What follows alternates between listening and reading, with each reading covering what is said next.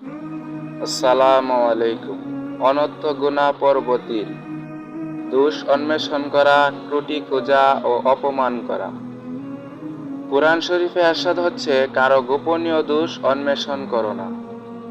হযরত আব্দুল্লাহ বিন ওমর রাদিয়াল্লাহু তাআলা আনহু বলেন, রাসূলুল্লাহ সাল্লাল্লাহু আলাইহি সাল্লাম মিম্বরে বসে খুতবায় ইরশাদ করলেন, যে ব্যক্তি শুধু মুখে মুসলমান হয়েছে কিন্তু তার অন্তরে ঈমান বদ্ধমূল হয়নি, সে যেন কোনো মুসলমানকে কষ্ট না দেয়, তাদের গোপন দোষের পেছনে না পড়ে। কাউকে তার বিগত গুনাহের জন্য লজ্জা দিও না, কেননা যে ব্যক্তি কোনো মুসলমান ভাইয়ের দুষ্কৃতি অনুসন্ধান করে, আল্লাহ তার দুষ্কৃতি অনুসন্ধান করবেন।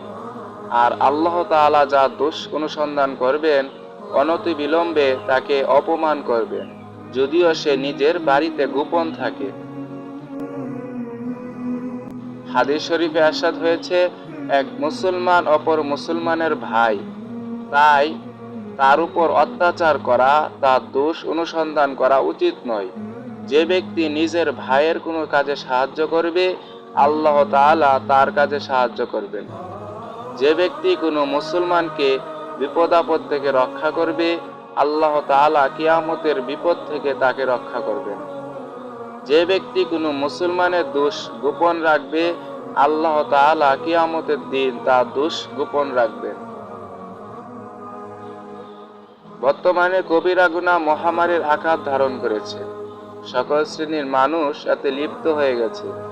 মানুষের গোপনীয় দোষের অনুসন্ধান করা, কোনো একটি বিষয় পেলেই তার প্রচার করা, মানুষকে অপমান করা অভ্যাসে পরিণত হয়ে গেছে। কারো মনে একটু বাধে না যে এতে আমার কোনো গুনাহ হচ্ছে কিনা।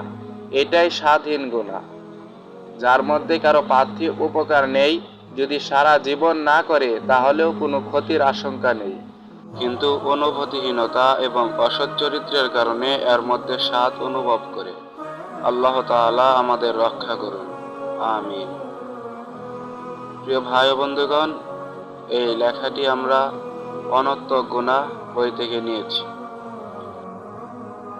দিন প্রচারের উদ্দেশ্যে আমাদের এই সিরিজটি বেশি থেকে বেশি বন্ধুদের মধ্যে ছড়িয়ে দিন।